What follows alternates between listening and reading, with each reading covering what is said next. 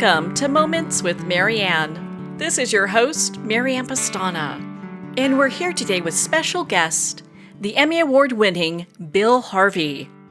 Are you looking for a book that would challenge your thoughts regarding higher consciousness? Or perhaps you're looking for a fictional sci-fi thriller series about the covert U.S. psychic program? Then today's show is just for you. Bill Harvey's here to share his award-winning books, Mind Magic, Doorways into Higher Consciousness, followed by 2 books in his Agents of Cosmic Intelligence series, The Message and Pandemonium, live to all devices. So Bill is an Emmy Award winner and media research industry leader. He has foretold and shaped the future of media for over 35 years. Bill's first book published was Mind Magic, now in its 6th edition. He currently has 6 books published, 3 nonfiction and 3 science fiction. His writings include the sci-fi series Agents of Cosmic Intelligence, is focused on helping individuals become more effective. In works of fiction, he demonstrates the strength of his characters in action and zooms in on the inner process these characters use. Bill's worldview is open-minded, scientific, inclusive of the possibility that the universe is conscious and that each of us experiences the consciousness of the universe as our own consciousness, and that reality at its core is consciousness with matter and energy being phenomenon projected within consciousness. In his nonfiction books, he provides experiments that the readers can do, which could lead them to the discovery that their hunches are meaningful and the universe might be trying to give us clues to each of us. So let's welcome to the show, Bill Harvey. Thanks so much, Marianne. My goodness, what an honor it is to have you here and to talk about these books. Congratulations on all the accolades you've been receiving for this. I mean, people were really loving this work. Well, I'm so gratified by that. I can't tell you. Well, I have so many questions. Why don't we start with your first book, Mind Magic? Can you tell us a little bit about that book? It's kind of my notes to myself as I was growing up, as I studied my own mind and found that I was making lots of mistakes of different kinds and detected patterns in the mistakes and gradually came to practical solutions for how to avoid getting obsessed with something or angry or fearful. So I collected all of that. When I was around 30 years old, I put it into a book and called it Mind Magic. It's not magical, of course. It's, if anything, somewhat scientific, but it reads more like poetry to some people. It's like talking to yourself or listening to your mind. It's the kind of stuff that comes up when we're unguarded and talking to ourselves and being mindful. Well, you're definitely ahead of your time because I know it first was published in 1976.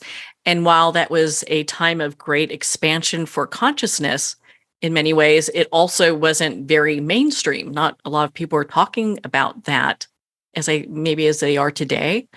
Is that kind of some of your thoughts? Gosh, absolutely. The only book that was current at the time that I certainly read and many others read was Ram Dass's book, Be Here Now. That came out before my book did and certainly had some influence on me, very positive influence, and as did all of his writings. There had been, of course, going back in time, Alan Watts, Krishnamurti, there had been books along the way, going back to Epictetus and the Enchiridion. I think that was around 300 AD, but the tremendous number of books that are out on the market now about mindfulness, meditation, yoga, it's certainly needed. And it's not just my work. I'm just now part of an ocean of work that is helping to wake people up to what scientists call metacognition, being able to get above your own thinking and study it as if from the outside, and therefore be more rational and balanced. Well, I've often heard it said that if the ocean is consciousness, there are many rivers that lead to it. So Mm. people find that river that flows with them. That makes sense. And your book definitely has done that for so many people over the years. Now, it's the thing that makes me happiest is to know that people are reading it and getting some benefit out of it. It's very difficult, particularly for adults. We've become so set in our ways, and each of us has developed our own coping system, some of which are maybe almost as good as mine or better. So it's a complicated subject, but it's hard to change habits, particularly when you've been doing them thousands and 10,000 times.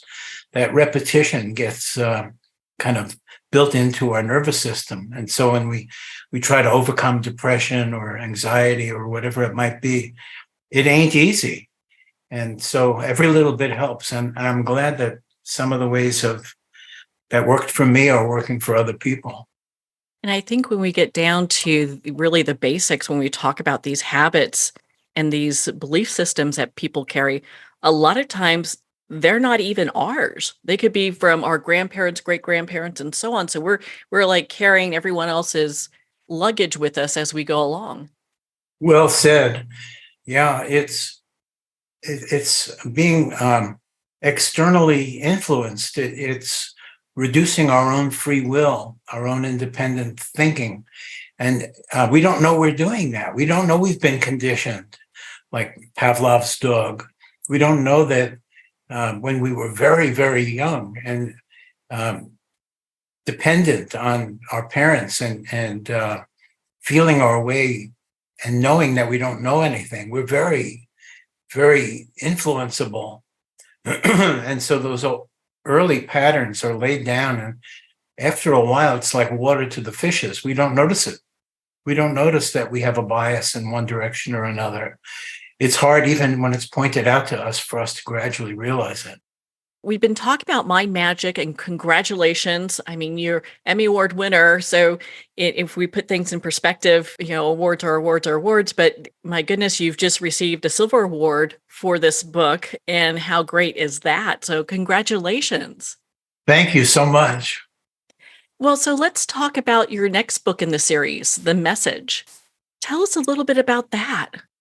Well, it started out from two directions. One was I wanted to use fiction as kind of an experiment. Here I'd written a book, Mind Magic, which is nonfiction. And I was able to just share my thoughts and achieve some degree of benefit for people. But then I wondered, what if I tried to pass the same information through works of fiction? Would that add anything? Would it make it closer to life? Would it make it, you can go in a novel, you can go into people's heads. You can narrate what they're thinking. You can then show what their actions are. It's much more like life. I also was excited by the notion of going back to fiction, which is where I'd started as a kid, sci-fi.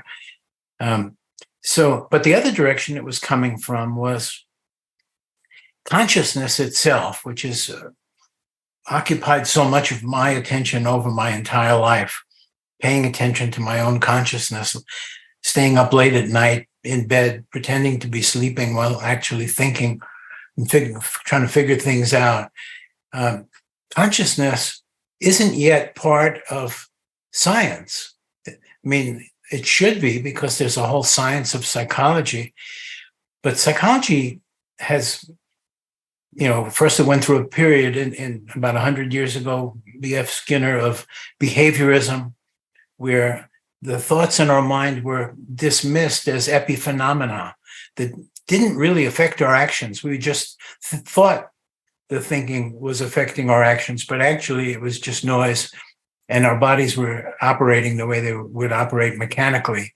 That wasn't a good theory, but that's just my opinion. But nowadays, now that we've had Maslow and we've had Richard Alpert and Ram Dass, his two personas, and a lot of other great psychology we're more at a balance point where some of it is about introspection. Most of it isn't. Most of it's still about taking measurements, experiments, which I have no quarrel with. But physics, which has had such an impact on our culture, the development of not only the atom bomb, but television and internet and GPS, all of it depends on quantum mechanics and relativity, the two great movements forward in physics. But those movements, other than at the fringes, have left out consciousness. I wanted to bring consciousness into the picture, and I thought I could also do that by means of fiction. So the message is about ostensibly the first thing we learn is that the U.S. has a secret unit called Theta Force, which is essentially the Army's psychic spy unit. And it came about in relation to discovering that the Soviets or the Russians have the same psychotronic division already. So this is being formed as the story begins. We meet a guy named Martin Williams, who is back in Afghanistan on a mission to try to end the civil war. And this is like 20 years in the future from now. And his hunches always seem to be right. So his commanding officer initially shuts him up when he comes up and talks about his hunches, but eventually learns to pay attention to those hunches. So he winds up being recruited to run this organization, Theta Force. But he decides that he's not the guy to run it. He wants to be the number two guy. So he talks the generals into letting his commanding officer, Tim Shannon, run the unit. And they agree with Williams's request not to let Shannon know that they almost gave Williams his command. So as we enter the story there, we start to see how the psychics are being trained by Williams to pay attention to their hunches, to even know that they have hunches, to pay enough internal attention so as to be able to catch hunches when they slip into the mind kind of surreptitiously. And so the book intends to be a vehicle for training people to do metacognition and perhaps to discover that they do sometimes read other people's minds and sometimes do have hunches that come true, precognition actually, that those things actually happen under certain conditions. This all goes back to mind magic for a second. Mind magic is an attempt to get people out of the everyday state of consciousness, first into that observer state of metacognition, but ultimately into the flow state. And in the flow state, it feels like a magical, supernatural experience because things are doing themselves automatically. You're exceeding your own capabilities as far as you knew you had those capabilities. You're exceeding your own expectations. You're performing at a higher level than you knew you could perform at. So the same is true with the theta agents. Williams is training them to get into the flow state and to be able to perform at that level. So that's the introduction to the story. I don't want to go too far into the details of the actual events because I want it to be fun when people read it. No doubt. I mean, it is something that when people do pick up and start to read, it is not what they think, which is really, it makes a very adventurous read. So tell us about the next book in the series. The next book, as you say, is Pandemonium, Live to All Devices. And it's the sequel to The Message. The same characters are in Pandemonium. Now, the title, The Message, of that book came from the fact that there's a key event that happens fairly early in the story, and that is every psychic on Earth, not just Theta Force and not just the Russian counterpart, But every psychic, whether they're readers of tarot cards or whatever they may be, gets the same psychic message at the same exact time. And it lasts for almost an hour. And the message comes with pictures and words, and everybody hears it in their own language. And actually, everybody gets a slightly different message. But the general message is that we're all one consciousness. And it's one consciousness that's always been around and is playing every role. We think of ourselves as separate individuals, but each of us is really the original consciousness. So Williams gets the message very clearly, and it changes him. It puts him pretty much all the time into the flow state. And of course, his colleagues notice that. Now, in Pandemonium, this is now like a year later, and the story starts with there's a guy named Templeguard who's brought into the story. He appeared in the message, but he was always off stage. He was only appearing psychically. He was alive. He was actually fighting in Afghanistan and in other places and spying and getting caught and tortured and all kinds of things going on. But he's never in the main action on the message. But at the beginning of Pandemonium, he is the main character of that book. And so we learn that he is a secret agent, not a psychic agent. In fact, he doesn't believe in psychic powers. But the president, to whom he reports, he's like a personal spy for the president.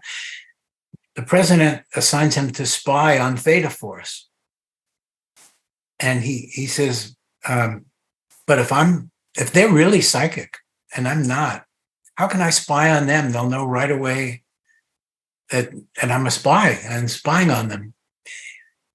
And the president reminds him of a test he's just passed, the monkey test. And the monkey test, nobody could pass it except Templeguard. They found this guy who was already working for them in the military, who would be the perfect spy to spy on psychics because he was able to not think of a monkey. That was the test. Don't think of a monkey. And they had a machine that could tell whether you were thinking of a monkey. And nobody else ever passed the test, but he did. And the president asks him, how did he manage to concentrate so strongly to be able to pass the test? And he admits that he was having an erotic fantasy. And they both laugh. And the president asks him how he came up with that. Seems to work. Great idea, Templeguard, but where did you come up with that one? And Templeguard says, well, I was being tortured, sir. And the president quickly changes the subject. So Templeguard becomes a spy on Theta, but to Theta, he's being inducted into Theta to toughen up the outfit. So that's the way that story begins. And I don't want to reveal how it unfolds, but I want to give a little bit more of a hint on this whole series, the series of sci-fi novels, of which there are now 3 that have been published and another one coming out this year, is called Agents of Cosmic Intelligence. And the premise is that these are agents of the one consciousness. And they're on Earth to protect Earth against Perse. Perse being another powerful being that is spawned by the one consciousness as kind of a radical experiment to try to be a pressure test, so to speak, a kind of an adversary. So the adversary has started a war cosmically against the forces of the one consciousness. And the one consciousness has reacted by creating the agents as a team to essentially keep Perse from causing suffering and on Earth to reduce suffering as much as possible without interfering with the game. And the game is to allow Perse to run wild and do whatever he does, but to try to get him to come back into realization that he himself is part of the one self that he's trying to fight against. So these theta agents, 4 of them, Williams, Templeguard, Tim Shannon, the guy who became the boss of the unit, Theta, and Shauna Moon, those are actually agents of cosmic intelligence. They don't remember that. They just think they're human beings, but they're actually agents of cosmic intelligence with more powers than human beings have, but they don't remember any of that. And there's another member of their original team who's actually on the Russian side, and she doesn't remember that either, although she's got a bit more of a memory of it than the 4 Americans. I think I'll stop there so I don't give away too much of the story. Oh, it's such a great story. And to hear that there's another coming out, how exciting is that? I'm excited. People are going to be on the edge of their seats for that one. So how did the idea of this series even come to you? Where did that thread start? It was in the 70s. And, well, I have to go back actually even further than that. So as I was growing up, from about 4 or 5 years old, I started to pay a lot of attention to my own mind. And it came about because my showbiz parents had put me on stage. And it was while performing on stage that I discovered the flow state. And so I wanted to figure out what that was so I could get back and spend more time in that state. It just came every now and then, and then it went away just as fast. And I wanted to keep it. And later on, I also wanted to be able to describe it to other people. But while I was a kid, I rarely talked about it to anyone because I didn't think I could explain it, and they might think I was crazy. But I started to discern different voices in my mind. There was one voice in my mind which always spoke very calmly and quietly, and usually only when my mind was still. And it never gave me bad advice. And I started to learn to be able to detect that voice so that I could actually act on what that voice wanted me to do rather than on every single impulse. So then when I was 12 years old, I considered myself an atheist because I had been reading all this sci-fi and also science. And I thought very highly of science, and I still do. And that led me to believe that God was basically superstition. And when I was 12, an idea suddenly popped into my head out of nowhere. I could tell that it came from some series of thoughts I had had, mostly images, but I couldn't recapture the thoughts and the images that led to this idea, which came in words in my mind. And the words were, I am God and so is everyone else. And it had the feeling of truth to it because it came from that place that only gave me truth. But I couldn't explain it. But it opened my mind to maybe there's a scientific way that can be true. Maybe the word God is misleading because I associate God with organized religions and organized theologies and beliefs. But what if I just assume that the universe is intelligent and that's the one self and that maybe it's playing all roles? That took me, incidentally, 20 years to get from that flash when I was 12 years old to a complete explanation to myself of how it could actually be true.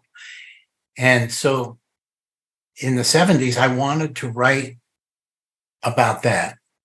And I was going to call it The Theory of the Conscious Universe. It was going to be nonfiction. And then, of course, I wrote it. And I didn't publish it. And then I suddenly had the feeling that I wanted to turn it into fiction. And I wanted it to write a script, a movie script. So I wrote a movie script called Triple Agent. And it is now there's 2 books in Pandemonium, and it is the first book of Pandemonium, but I actually wrote it a long time ago. So that's how I got into writing the series of books/movies. I hope that each book turns into, the books are so packed, getting them into a 100-minute standard movie, probably each book would become 3 100-minute movies, is my estimate. But getting them turned into movies at some point is my real life's dream. That would be just such fun. And I think it would have potentially so much impact on getting people to drop their resistance. In our lifetime, and I'm quite a bit older than you, but I think even in your lifetime, really only over the last 20 years, the surveys are showing that in America, the belief in a God of some kind, which had been at 90% about 20 years ago, is down to 70%. It's been going down for the last 20 years. And I think it's partially because the picture that we're all given of God is so superstition-like, picturing him as being limited to one sex, for example. I mean, the very idea of God is unlimitedness. So it couldn't be just limited to one sex, but or one anything. But if we imagine the most powerful computer we can imagine, made out of energy, and that it's a living thing with self-awareness, that would be my concept of the real God, the one self that's playing all of our roles. So I wanted to depict this, and I ultimately wrote a book called You Are the Universe, and then my new book, A Theory of Everything, that are nonfiction. But I thought that fiction could have more of an effect, that emotion, you can't change people's behavior just based on reasoning. Emotion has to be involved, or there won't be real changes in oneself. Such wise words, really, to move forward in. And it's interesting, we've come to this place in our time in history where a lot of theories of consciousness have actually started being proved by science over the last few years. So all that's coming full circle. It is. I just, somebody just sent me an email yesterday about a guy who's written a book. It's called The Observer, which is interesting since I write about the observer state, the mindfulness state that comes before flow state. So the book is a fiction book. He's a doctor, and he's writing about what he really believes is scientifically true, which is that biology is the core of the universe. Biology and consciousness, a living consciousness. So of course I have to read that book. It sounds so close to my own theory. Perhaps they're identical.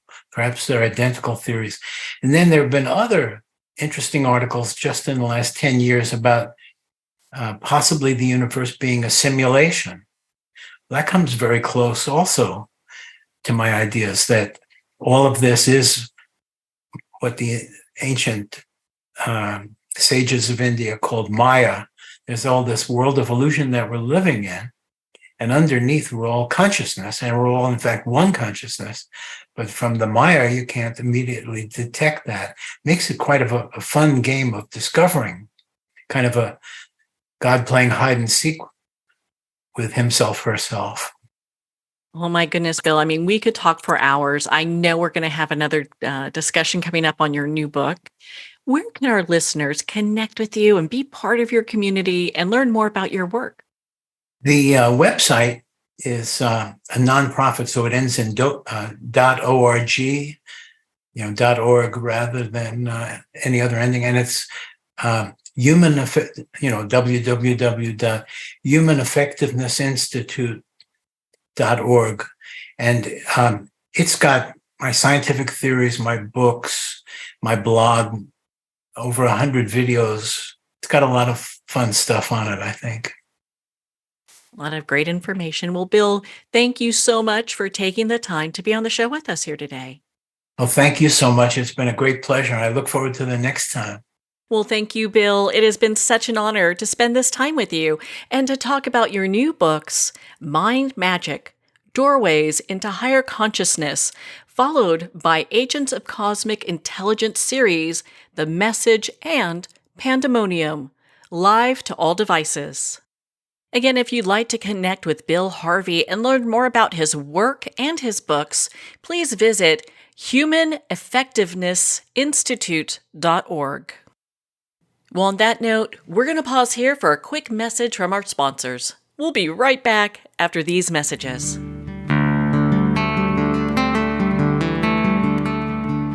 Pandemonium. Fast forward 20 years. A U.S. president seizes control of all U.S. missiles, the power grid, the banking system, and every computer in America as he hides in an underground bunker. Pandemonium, a captivating sci-fi thriller where a hidden war, psychics, aliens, artificial intelligence, and transcendental love collide with the latest media technology.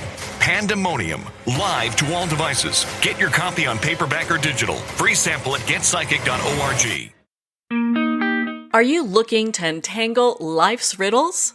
Discover the profound teachings of Dr. Shai Tabali, renowned philosopher, best-selling author, and your guide to self-empowerment. With methods that harmonize psychological and spiritual principles, Dr. Tabali's wisdom offers a pathway to holistic transformation. Take that first step today and join thousands globally and embrace the journey to higher consciousness. Visit shaitabali.com, that's SHAITUBALI.com now. Hello, Dr. Cutler here. Do you experience bloating, heartburn, food craving, bowel irregularity, food sensitivities, weight issues? If you do not digest your food, you may be deficient in macronutrients, which your body needs for optimal health. DrEllenCutler.com teaches that this is an enzyme deficiency. I believe the most important supplement is a full-spectrum digestive enzyme, Dr. Ellen's Way Digestive Enzymes. Hear more about it at DrEllenCutler.com. Are you chasing profitability yet losing fulfillment? Let me introduce you to your solution, the Relaunch Company. I'm Hillary DeCesar, an entrepreneurial performance coach, fearless leader of the Relaunch Company, here to help put the pedal to the metal and relaunch your business your way. Visit www.therelaunch.com. Take the free quiz to learn 3 steps towards waving goodbye to burnout and hello to success. The book Terminal Cancer is a Misdiagnosis, authored by Danny Carroll, is on sale at Amazon now. Licensed psychologist and psychotherapist Tessa Antiojon-Guerra commented, "This is one of the most empowering books on the topic of cancer you will ever read." Award-winning author T.L. Needham commented, "This recommended book can be understood by anyone seeking answers, hope, and alternatives to a terminal diagnosis. Buy it now on Amazon.com. Are you feeling disconnected from your life and your body as a woman? Do you feel numb emotionally and/or sexually and just not sure how to feel really alive again, or maybe for the first time? Are you struggling with body and self-acceptance, especially during menopause? If you'd like to reclaim your feminine and learn more about woman and gynecology and how it can help empower your life, contact Gina Cloud at www.ginacloud.com. Internationally recognized and award-winning author Judy Goodman works and teaches outside the box of limited thinking. Working with people from every walk of life, her goal is to empower you to be the best you can be, no matter what the challenge is. Born with the gift of seeing beyond our normal vision, she has an extraordinary gift of working with every challenge. Teaching beyond conventional wisdom, her work is described as life-changing. Visit judygoodman.com. That's judygoodman.com.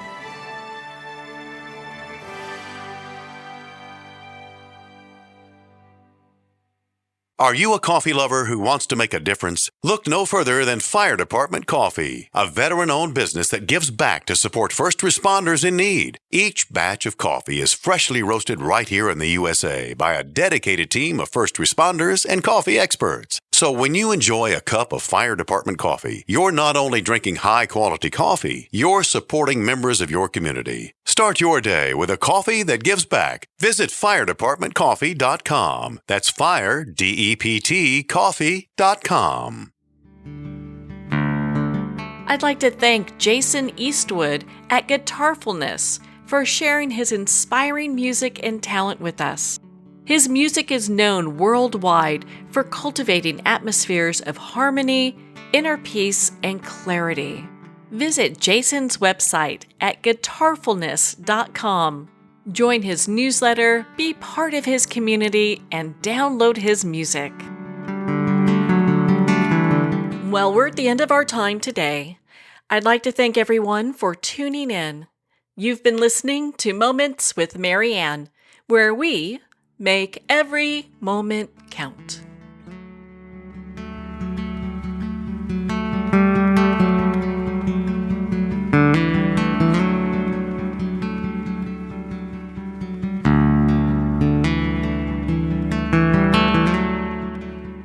In a single moment, your life can change. Moments with Marianne is a transformative hour that covers an endless array of topics with the best of the best. Her guests are leaders in their fields, ranging from inspirational authors, top industry leaders, and business and spiritual entrepreneurs. Each guest is gifted and a true visionary, a recognized leader in her own work, and while teaching others to develop, refocus, and grow, Marianne will bring the best guest and sometimes a special surprise. Don't miss this. You never know just which moment will change your life forever. Make sure to tune in and visit momentswithmarianne.com for more information.